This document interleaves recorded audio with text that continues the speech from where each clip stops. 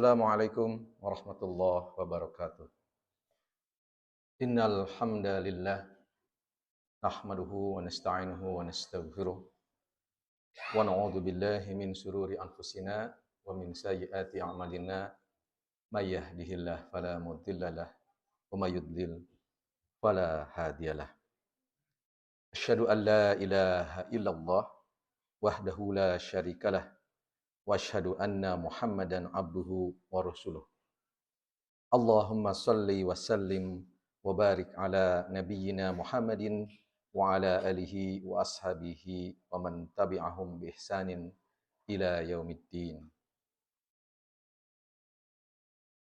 Ya ayyuhalladzina amanu taqullaha haqqa tuqatih wa la tamutunna illa wa antum muslimun. Ma'asyiral muslimin rahimakumullah. Marilah kita tingkatkan takwa kita kepada Allah Subhanahu wa taala dengan menjalankan segala perintahnya dan menjauhi segala larangannya.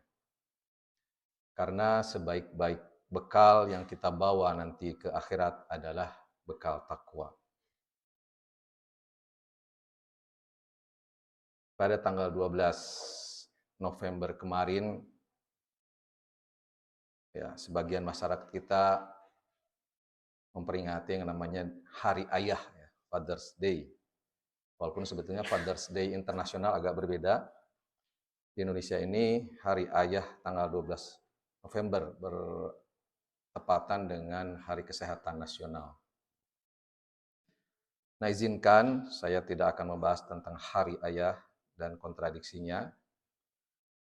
Izinkan saya untuk menyampaikan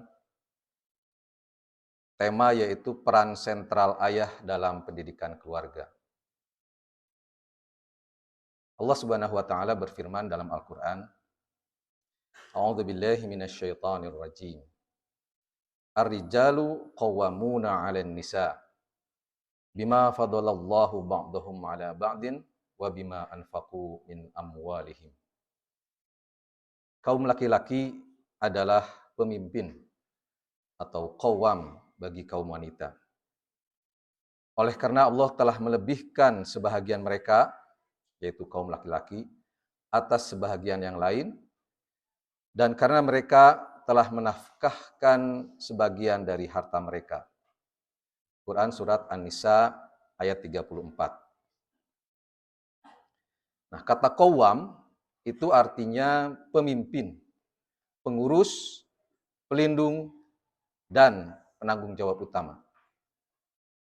Jamaah Jumat yang dirahmati Allah, ayah bukanlah sekedar ATM, ya, alat yang bisa hanya mengeluarkan uang saja. Tapi ia adalah nahkoda, kapal rumah tangga. Jika nahkoda tidak berada di kemudi atau tidak tahu arah, maka kapal itu akan oleng, bahkan karam. Jadi, sebagaimana kapal ataupun pesawat atau apapun kendaraan pasti punya pengemudinya, punya pilotnya, punya nahkodanya. Nah, dialah yang akan menentukan kemana kapal atau kendaraan tersebut menuju. Nah, begitu pula dalam keluarga. Ayah ini mempunyai peran sebagai direktor, pengarah, mau kemana dibawa bahtera keluarga ini. Yang jelas, fungsi qawwam tadi juga bermakna banyak. Pertama, seorang ayah bertanggung jawab terhadap kesejahteraan fisik dan materi keluarga. Ayah wajib menafkahi secara materi untuk memenuhi kebutuhan sandang, pangan, dan papan. Yang kedua, ayah juga mempunyai peran sebagai qawwam ruhani. Dia bertanggung jawab bagaimana spiritual keluarganya itu mengarah kepada apa yang menjadi visi seorang mukmin. Visi seorang mukmin adalah beyond their lifetime. Jauh melampaui masa kehidupannya. Kalau negara itu punya visi ya, ada Saudi Arabia itu punya visi 2030. Bahkan China itu katanya visinya sampai 200 tahun ke depan dia bikin visi. Nah, orang muslim itu hebatnya visinya melebihi kehidupannya. Visi seorang muslim, pandangan dia ke depan, kemana dia akan berakhir adalah surga, Jannatul Firdaus. Dan visi ini idealnya memang harus bisa divisualisasi. Lee Kuan Yew, pemimpin Singapura, saat merdeka tahun 60-an, memberikan foto negara Swiss kepada seluruh rakyat Singapura. Dia berkata, inilah negara yang makmur kehidupannya. Lihat, sekeluarga senyum bahagia, tidak kekurangan materi. Pada saat itu, Singapura kondisinya seperti kampung. Ya, bahkan ibu kotanya itu seperti lumpur, berawa-rawa. Nah, itulah visi. Seorang pemimpin yang visioner adalah pemimpin yang mampu melihat yang followernya atau pengikutnya tidak bisa melihat. Dan dia mampu memvisualisasikannya agar semua orang terpengaruh untuk menuju bergerak ke arah visi yang digambarkan oleh pemimpin. Bung Karno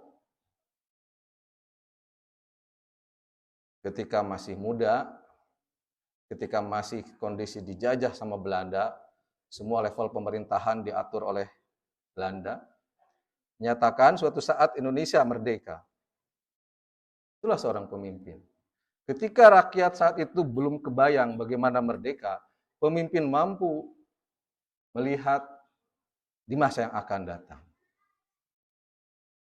Nah, inilah visi seorang mukmin, seorang muslim adalah bagaimana akhir kehidupannya, ya, istilahnya kita itu jangan hanya berpikir hidup enak, tapi harus berpikir mati enak. Maksudnya mati enak, gimana mati kita husnul khotimah dan berakhir kepada Jannatul Firdaus. Nah, seorang ayah juga harus mampu mengarahkan visi keluarganya untuk berakhir di kampung akhirat. Karena sesungguhnya kampung halaman kita adalah surga. Sebagaimana diceritakan dalam Al-Quran, bagaimana Adam dan Hawa berawal di surga. Berarti kita idealnya pulang ke kampung halaman itu adalah ke surga, jangan ke neraka. Sebagaimana firman Allah, Quran surat At-Tahrim ayat 6. A'udzubillahi minasyaitonirrajim. Ya ayyuhalladzina amanu qu anfusakum wa ahlikum nar. Wa quduhan nas wal hijarah. Hai orang-orang yang beriman, jagalah dirimu dan keluargamu dari api neraka yang bahan bakarnya adalah manusia dan batu. Nah, ayat ini secara spesifik ditujukan kepada orang yang beriman dan tanggung jawab penjagaan ini berada di pundak seorang ayah. Jadi seorang ayah tanggung jawabnya bukan hanya di dunia saja, tapi tanggung jawabnya sampai ke akhirat nanti.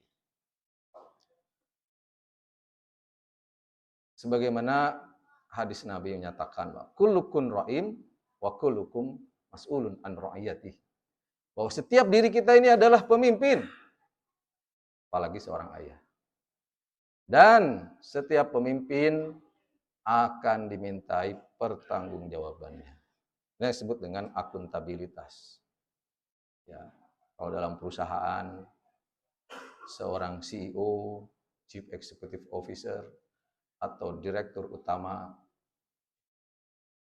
atau pemimpin organisasi apapun, pasti ada yang disebut dengan laporan pertanggungjawaban. Baik secara finansial, secara pemasaran, secara SDM, secara operasional. Nah, seorang ayah juga pasti akan dimintai pertanggungjawabannya, akan diaudit, akan dihisab. Ya. Dan tentu hal ini harus menjadi perhatian kita semua, bahwa kita apalagi sebagai seorang ayah, tanggung jawabnya bukan hanya untuk dirinya sendiri, tapi sebagaimana disampaikan tadi dalam surat At-Tahrim, anfusakum wa ahlikum, dirimu dan keluargamu. Nah, bagaimana cara menjadi seorang ayah yang qawwam sejati? Yang pertama,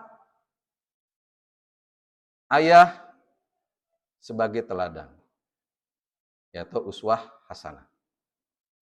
Kalau di dalam pendidikan kita mengenal Ki Hajar Dewanto yang filosofi pendidikan itu kan ing ngarso sum tulodo. Ya. Di depan seorang pendidik itu harus bisa menjadi teladan. Teladan berbicara lebih keras dibandingkan perkataan. Ya. Good leader lead by example katanya gitu. Seorang pemimpin yang hebat memimpin dengan contoh, dengan teladan. Nah, begitu pula seorang ayah. Seorang ayah nggak akan efektif menyuruh anaknya untuk katakanlah tidak merokok, kalau sang ayahnya sendiri sambil menasehatinya sambil merokok. Karena anak itu melihat, bukan mendengar. Bahkan secara ilmu komunikasi pun 70% pesan itu melalui visual, bukan melalui auditori.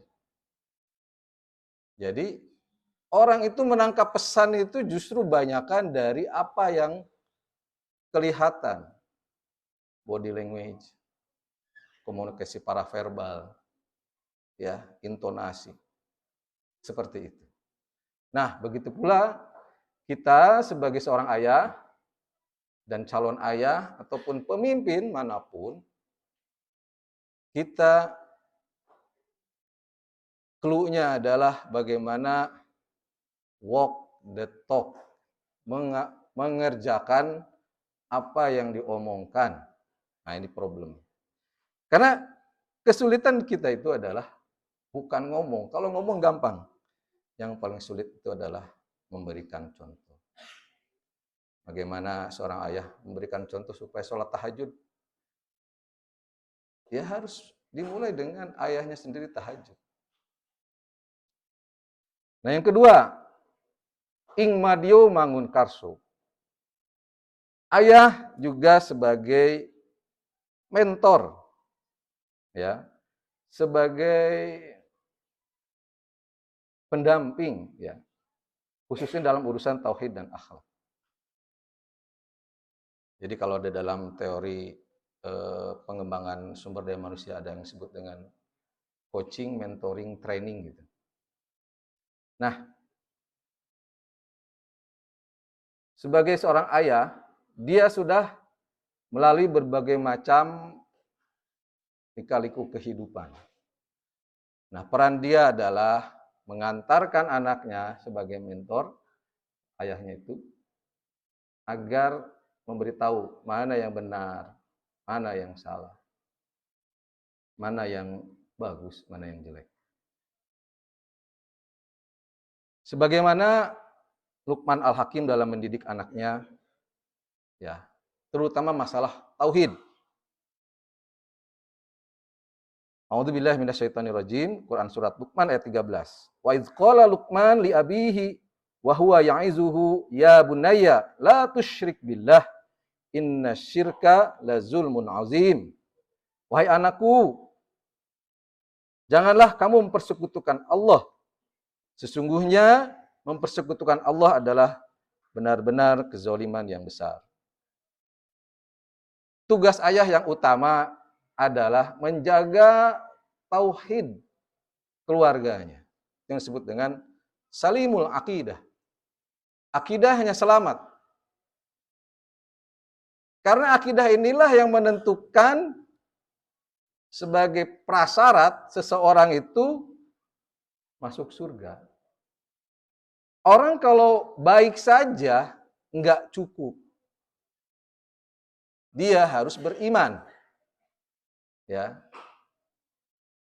Karena kata Allah di dalam Quran surat Al-Asr, innal insana lafi khusrin, semua manusia itu rugi. Illal ladzina amanu wa 'amilus shalihat. Kecuali beriman dulu, baru kemudian beramal soleh. Jadi amal soleh tanpa iman tertolak. Nah, makanya pentingnya seorang ayah sebagai penjaga akidah keluarga ini harus benar-benar diyakini oleh setiap kita sebagai seorang ayah. Karena inilah yang menentukan selamat dunia akhiratnya keluarga kita.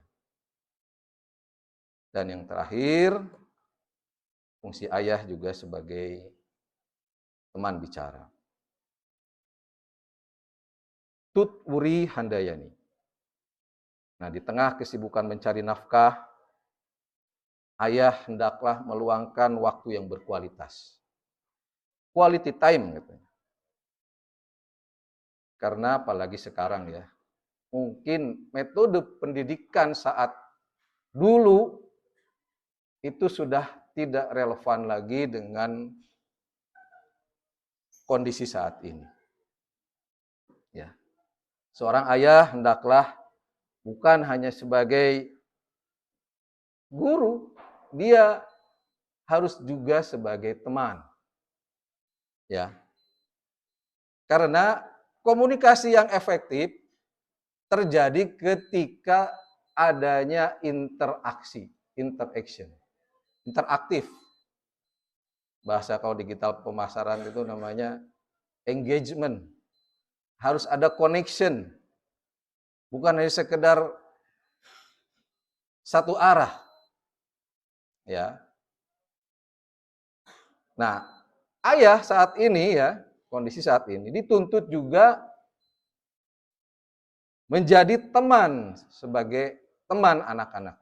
Apalagi mungkin di sebagian di antara kita ada yang sudah berusia senior, anak-anaknya juga sudah usia dewasa. Nah, ini peran ayah sebagai mentor, sebagai coach ya lah, bahasa kerennya coach sekarang itu ya. Nah, kembali lagi ke metode pengembangan SDM gitu. Ada yang disebut dengan coaching. Coaching itu katanya jauh lebih efektif dibanding training. Karena kalau training itu hanya sekedar transfer knowledge, mentor itu mendampingi. Nah, coach itu dia sebagai teman perjalanan journey si coach atau yang dilatih itu untuk mendapatkan tujuannya berbasis kepada solusi-solusi yang ada dari si coach bukan si coach. Jadi katanya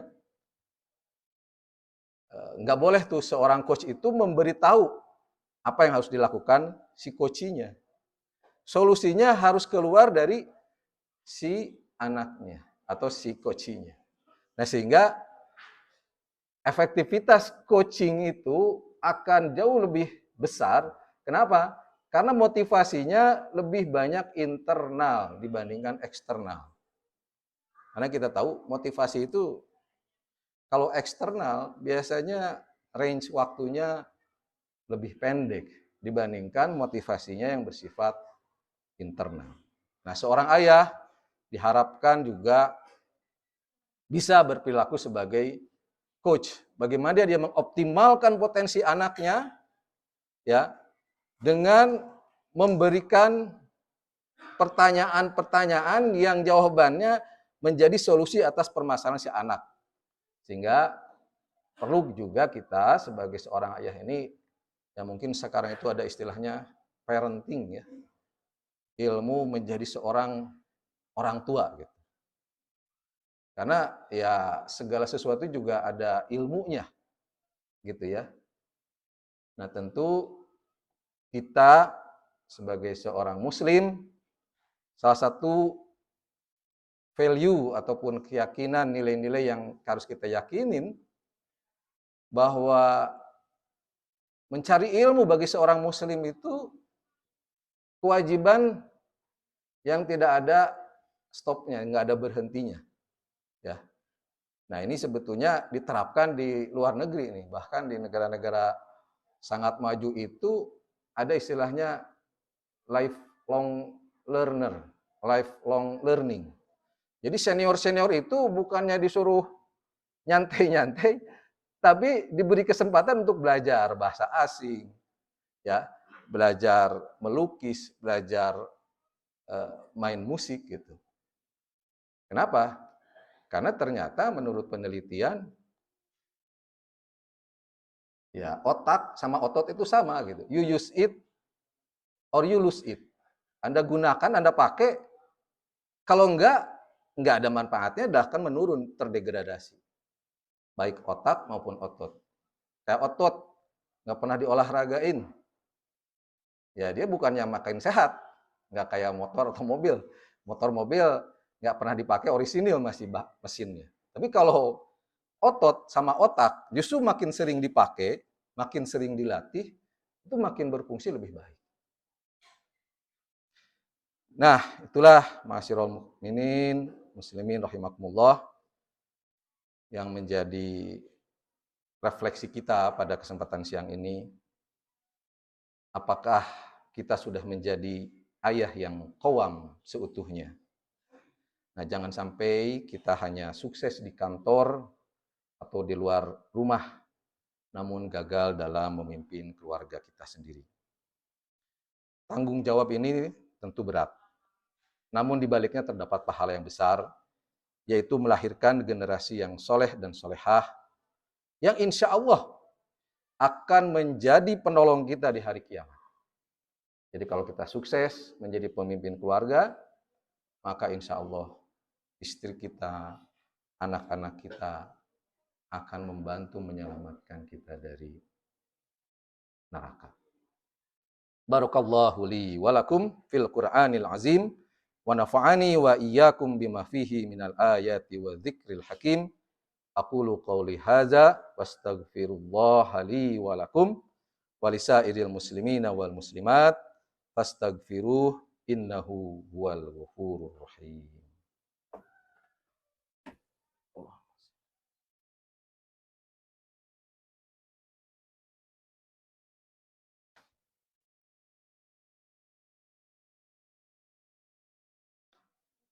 Alhamdulillahi hamdan katsiran kama amar wa asyhadu an la ilaha illallah wahdahu la syarikalah wa asyhadu anna Muhammadan abduhu wa rasuluh.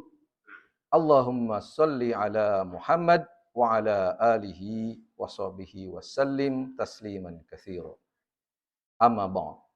Fa ya ibadallah ittaqullaha wa kunu ma'as shadiqin. Jamaah Jumat Baitul Mukmin yang berbahagia. Sesungguhnya keberhasilan pendidikan dalam keluarga ditentukan oleh sinergi semuanya ya, baik ayahnya, ibunya, dan anak-anaknya. Namun, ayah adalah pilar utama dan menjadi konektor ya dalam menyatukan, memobilisasi semua potensi-potensi yang ada di dalam keluarga tersebut. Ayah, Anda adalah pemimpin, dan Anda akan ditanya di hadapan Allah tentang istri dan anak-anak Anda. Oleh karena itu, 3 hal yang harus kita pegang teguh sebagai seorang ayah. Yang pertama, prioritaskan ketaatan. Jangan pernah mengorbankan waktu sholat ataupun ibadah-ibadah yang lain demi pekerjaan. Tunjukkan kepada anak bahwa Allah dan agama adalah prioritas tertinggi dalam kehidupan kita. Yang kedua, jadikan rumah sebagai madrasah. Hadirkan suasana Qur'ani, ajak membaca buku, dan ciptakan suasana untuk haus kepada ilmu. Dan yang ketiga, libatkan istri sebagai menteri pendidikan. Sinergi antara ayah dan ibu adalah kekuatan tak terhingga. Hargai peran ibu dan dukung penuh upayanya dalam mendidik anak. Semoga Allah Subhanahu wa taala memberikan kita kekuatan dan petunjuk untuk menjadi qawam yang amanah, yang mampu membawa keluarga kita menuju visinya Jannatul Firdaus. Innallaha wa malaikatahu yusholluna 'alan nabi ya ayyuhalladzina amanu shollu 'alaihi wa sallimu taslima. Allahumma sholli ala Muhammadin wa ala ali Muhammad kama shallaita ala Ibrahim wa ala ali Ibrahim innaka Hamidum Majid. Wa barik ala Muhammad wa ala ali Muhammad kama barakta ala Ibrahim wa ala ali Ibrahim fil alamina innaka Hamidum Majid. Allahumma ighfir lil muslimina wal muslimat wal mu'minina wal mu'minat al ahya'i minhum wal amwat. Rabbana hab lana min azwajina wa dzurriyyatina qurrata a'yun waj'alna lil muttaqina imama. Wahai Tuhan kami, anugerahkanlah kepada kami pasangan-pasangan kami dan keturunan-keturunan kami sebagai penyejuk mata kami, dan jadikanlah kami pemimpin bagi orang-orang yang bertakwa. Rabbana atina fid dunya hasanah wa fil akhirati hasanah wa qina adzabannar. Subhana rabbika rabbil izzati amma yasifun wa salamun alal mursalin walhamdulillahi rabbil alamin. Aqimissalah.